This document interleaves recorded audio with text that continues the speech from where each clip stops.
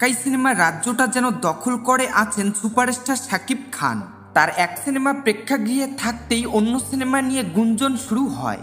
এই যেমন তাণ্ডব মুক্তির 2 সপ্তাহ না যেতেই শুরু হয়েছে নতুন গুঞ্জন। শোনা যাচ্ছে কিং খান এবার জুটি বাঁধছেন টলিউড অভিনেত্রী মধুমিতা সরকারের সঙ্গে। অবশ্য গুঞ্জনটি উঠেছে বরবাদ পরিচালক মেহেদী হাসান হৃদয়ের পরবর্তী সিনেমা নিয়ে।